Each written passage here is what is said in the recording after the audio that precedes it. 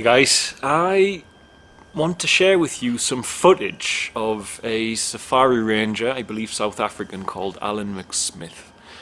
It's footage I saw years ago, but a friend shared it with me recently, and I saw this footage whilst I was researching elephant behaviour because I was spending increasingly more time with elephants in the wild, and I was uneducated about body language, etc. And I'm a big fan of body language. It allows us to learn a lot about humans and animals, etc. So in the footage, he is charged by this elephant, and I'll let you see what happens now.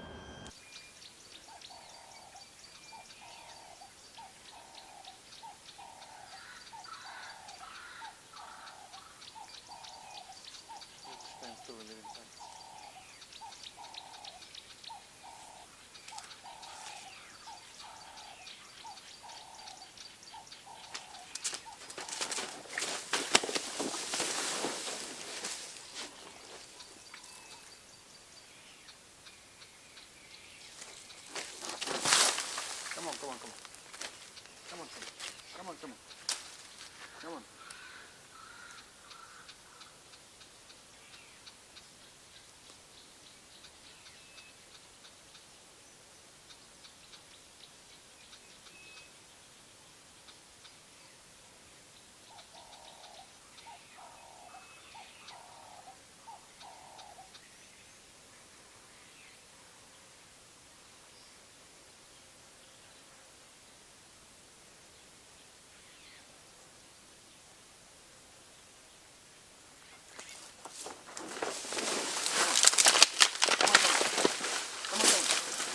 Let's go, let's go. Come on. Come on, come on.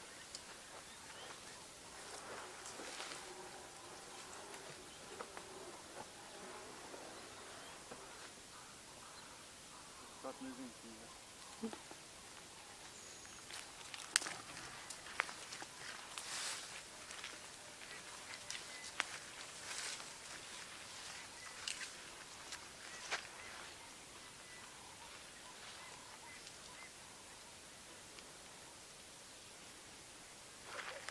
You alright? You get something shake?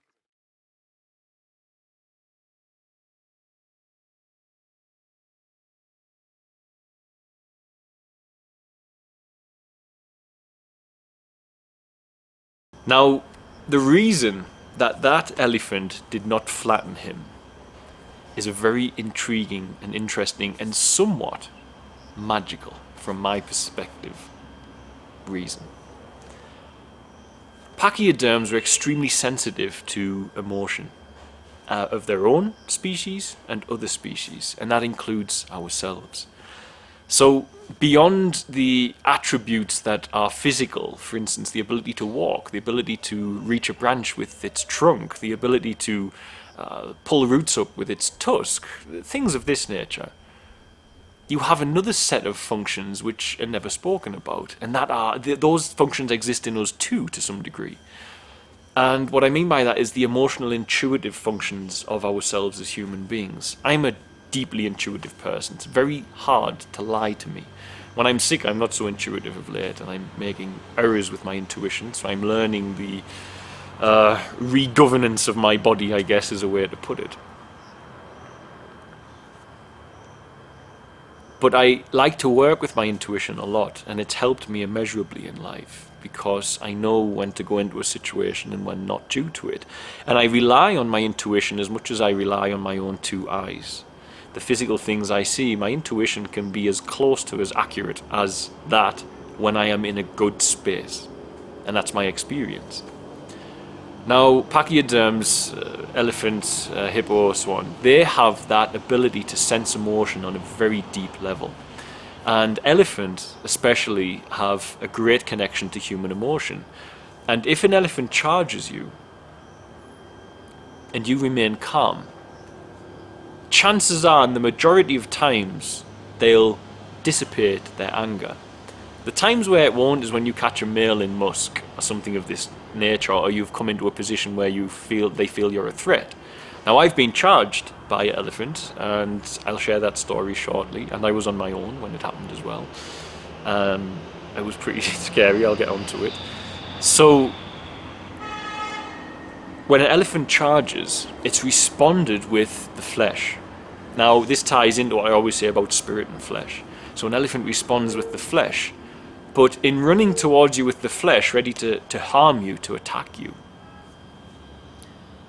its spirit is present, its intuitive body is still present. And it's so loud, in fact, that during that point of physical rage where you're storming towards something, the intuitive sense of the person's calmness and also the sense of physically seeing, hey, that being is calm, can dissipate the flesh and make it relax, come down, and turn away from the idea of attacking the subject that remained calm. This is fascinating and magic, because if you think of that interaction from physical anger, and then there's an intuitive sense that dissipates it, what else can elephants sense that we don't, and other animals too? Now, we can learn a lot from that, firstly, just out of interest, as in, when we are in a room with a person who's angry, it's easy to join them. It's easy to join someone who's angry at you and respond in a non-stoic sense with your emotion and attack in response to them attacking you. But that is animal behavior. That is fleshly, volatile behavior. That is not not the highest functioning of a human. In my experience here, being very stoic is extremely important. Emitting no emotion, being very, very stoic, being level. Again, when I'm sick, I can't do it as well at all. But prior to that, there are two guys here from Europe working, and it is a very stressful work environment. We're in a different culture. People have different education backgrounds to Europe. There's so much work to do. There's traumatic things happening every day. And both of them said it's unbelievable to Fritzi yesterday how calm John has remained throughout this, because they're really stressed and that they're ready to just go home and burn. One of them is still here, ready to just go home and burn out. One's working from Ireland and still struggling. So being stoic's been very important in my journey here, and when things hit me, just let it fall off me, you know, let it hit me and let it fall off me. And don't respond with emotion when you have things going on. Now, of course, it doesn't mean shut off emotion completely and be a dead-hearted person. I still have emotional feelings. I see a child suffering, I feel empathy, I want to help the child. But as I'm trying to help the child, if I've got other human beings bringing me their really delusional emotional problems, which they're creating from the chatter in their brain, when I'm not sick, I'll remain stoic. And actually, when people do that to me, I end up distancing myself from them, because here I've got one goal, and that is to help and to stay on the clean path of helping people. And when people come in with illusory problems, they don't belong, because their mind is not adapted to that, and thus they shouldn't be trying to help people until they've helped themselves. And if you're emotionally responding to everything, all you're going to do is jeopardize the ability of the team that you're in to reach the goal of helping people. And that's what I learned very quickly here, which is different to the Western working environment. And as well, this is the first time I've worked in aid, etc. So I've remained stoic, and I've made it a point of order for myself to be so. Now, when I'm sick, as I keep saying, I can't do that, because there's many times recently I'm emotional and reacting. But that's to be expected when your body's in pain, etc., and not getting sleep. Normal. But that stoic nature should be transplanted in all functions in life if we can. And I think men find it more easy to be stoic than women. And I think men should be more stoic, in my experience, than women. And no, it's not sexist. All that liberal crap around me. Men are men and women are women. We are genetically predisposed to be different. And in this culture you can see it very, very clearly that we are different. And if a man is out in the world, or even a woman, the woman's out in the world and they want to get something done, it's okay having strong emotions at the beginning of something, so you can see a problem, identify, empathize, help. But to then move from there into helping, still allowing those emotions to react, you're not going to be as efficient as the Stoic person by your side. There's a guarantee. And if anything, you're going to damage the ability of the Stoic person to reach the destination of helping whoever the subject or the person in need of help is. Thus, Stoicism is important. Now, at the same time as that, when I'm talking about pachyderms here, I was charged by an elephant before. I was in my car, and I pulled forward on a huge herd. I was by myself in the bush. I pulled forward on a herd, and a male took offense. Now, I would have backed off, but unfortunately, several females came out of the trees behind my car and cut me off. So I was near the young and cut off, no escape route. Couldn't go forward, couldn't go back, and the male got pissed. So I'd studied elephant body language. There's certain things, if they pull a trunk up, for example, they're going in for a hit. They'll protect themselves if they're actually going to hit. So I had this charge happen, and he charged my car and screamed. And without having to stretch out my arm, so it was my arm like that, I could have touched the tusk, and my window was open as well. And it was frightening. This big scream came through the car. I've got this elephant tusk close to my chest. It could have killed me. Could have killed me in an instant. He went back up an embankment and turned, and I watched because I'd studied elephant body language. And I was staying calm. I don't have an issue with fear, etc. I'm the sort of person where if something's scary, I confront it. If the forest is scary, I'll go out in the forest at night time. I did that even in England. That was my nature. I didn't understand. I didn't like the boundary of fear, the restriction. People would say, oh, don't go in the forest at night, it's bad stuff. I'd think, what bad stuff? Logically, there's no bad stuff, especially in England, so I'd go. Nothing bad. It was always beautiful. The moonlight was stunning. Nobody there except me, because they were all scared. Here, yes, there's differences, but at the same time, you can still use logic and say this is not I mean, if you're not going to go out into a bush where there's lots of lions at night time, be stupid.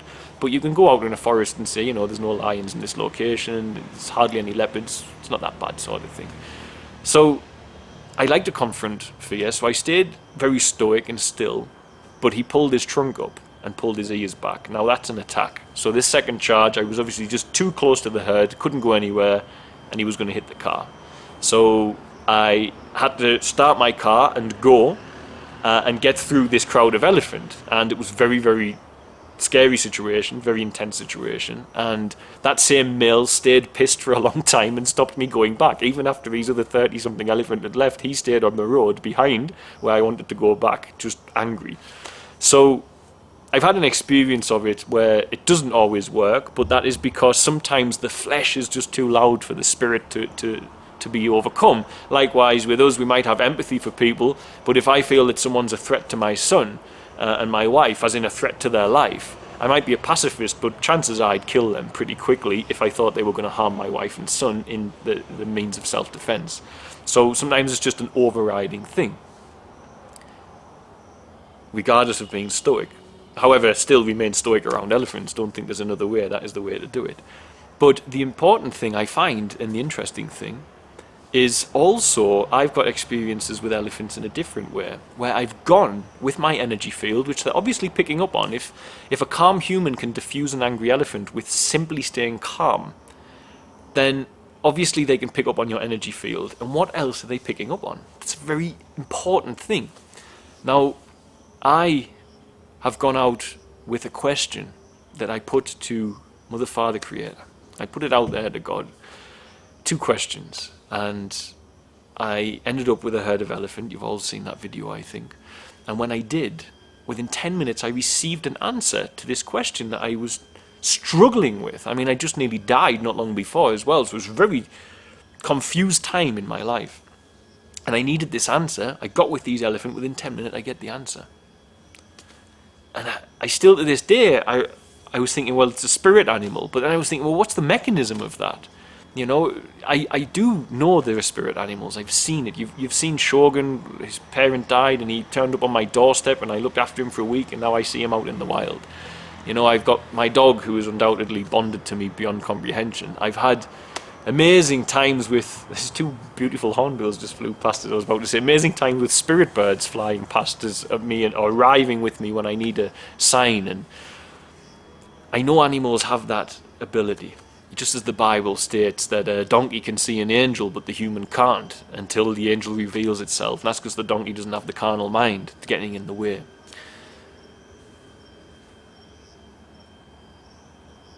With all of that said, when I go into this herd of elephant, my energy field has this question in it. Now, my curiosity and wondering, and kind of at the point of knowing, is that elephants and other animals pick up on that energy field. And if they can interpret stress and calm, what else are they interpreting? Stuff that we haven't even comprehended. And what other ability do they have within inside those other tools that we often don't study and look at? Because it's impossible to study the emotional body, but we know it's there. You can't cut me open and autopsy my emotions, my memories, my desires, but they are there. Likewise, you can't autopsy my intuition. You also can't necessarily test intuition because certain circumstances give way for an intuitive feeling that you don't command, you don't ask for, and you just know, and then it turns out it's correct. Other times, someone can force it on you and say, if your intuition's so good, choose this or this. Of course, it's a different situation altogether, an unstudyable situation, because as I pass through nature, my energy field's actually interacting with other energy fields, be it an elephant, be it a tree, be it a bird, whatever it might be. And thus, inside those sphere of attributes that exists in sentient life, from intuition to our spiritual connections, etc., clairaudience, clairvoyance, which many people have, and I've seen and know that they have gifts that don't make sense inside the realm of science. I too have heard unusual things which have came to pass as true. Then I have to ask myself, what skills and attributes are embedded inside our ancestors and inside our neighbours, as in the elephant? What spiritual attributes we can't see aside from emotion, intuition, etc. do they have? What connection do they have with Source? Perhaps behind those big eyes in that gentle, non-verbal communication that they have predominantly, perhaps it senses my energy and my question and it says, oh dear, that being really needs an answer to that question. And inside my spiritual work, inside my intuitive workings, inside my energy body, I have the ability to retrieve the answer and pass it to him, and thus I will. Or perhaps it's automated, perhaps it happens on its own, but I do know it happens. And just as that elephant can sense a stressed human, or a non-stressed human, a calm human, there are way more things they can do because I've seen it, and there's no other explanation for me getting near to animals and getting answers to things that I've been seeking for weeks without an ability to find an answer to. Thus, I can only determine that the very oldest form of religion and spirituality on this planet is probably the most important, and that is the ideal of animism.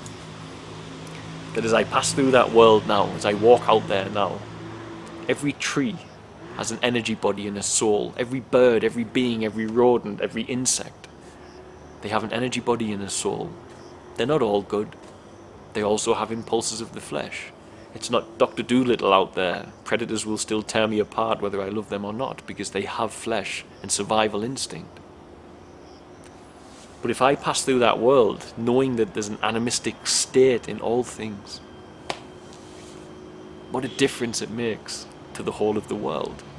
When everything has a soul, if everybody knew it, or believed it, or even acted it and did not know it for sure, we would see the end of the felling of rainforests. We would see the end of species extinction. We'd see the end of trophy hunters. We'd see the end of animal barbarity. We'd see an end to all of it. Simply because as we walk through this world, you come to realize it is Eden. It's the state of consciousness that determines whether it is or not. Because as you walk through this world in an animistic way, where you know that you can ask questions, and you know as you pass through the forest, that the forest is there, and it might just answer you. Or a being within there might have the ability to bring you the answer that you're seeking, or even the comfort that you're seeking. Then how it opens up and changes the world completely. Because then there's a reason and a need to remain present and conscious. Because if you remain present and conscious because you know everything has an animistic foundation, then it may speak to you. Then you'll understand the sacred reverence of when you walk through the forest, of being still, quiet, and listening. Not necessarily with your ears, but with your heart. And as you do, and you realize the animistic sense of everything around you, you start bonding and connecting to things and receiving information. And before you know it, you realize it was always heaven on earth. Always was it heaven on earth. The only thing that sent it away from heaven on earth was the noise and the chatter. Genuinely, that very simple thing of our linear vocal language system, which is very, very limited, is the predominant reason that people don't sense it and feel it. And it's almost as if the misuse of that vocal communication system is the reason man fell so hard. And by fall, I don't mean fall into dirty sinners and all of this. I mean fell from the divine grace of Mother Nature, fell from our place in Mother Nature, and made a decision that we were going to try and provide and create our own Mother Nature environment to live in. And we did that the day we built walls the first time. So walk through the world with animistic eyes, because you never ever know what has a message for you. And when you walk understanding that everything might deliver it to you, being present-minded doesn't become something that has to be worked on. It just becomes a natural way of being. And then from there, everything gets better. Your mental health, your joy, your happiness, your guidance, your faith.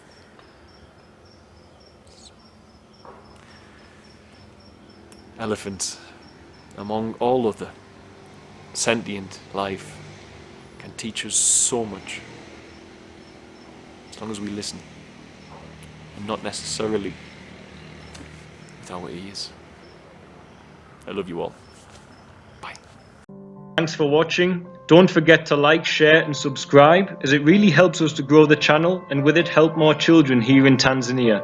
Also, don't forget you can support our work by sharing with children in crisis here, be it sharing for a particular need or even sharing one-on-one support for education, housing, food and medical care. It can be done for as little as the cost of a cup of coffee a week back in the West after all. Just visit www.sharetanzania.co.uk to find out more. Lastly, remember you can also support us via Patreon, www.patreon.com/featherstail, and help keep us here in Tanzania to continue our work. The links for the website and for the Patreon are in the description box of this video. Love and light, guys. See you soon.